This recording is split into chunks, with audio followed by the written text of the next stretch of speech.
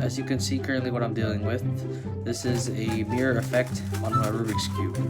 And I'm trying to solve it, okay? I have no idea what I'm doing.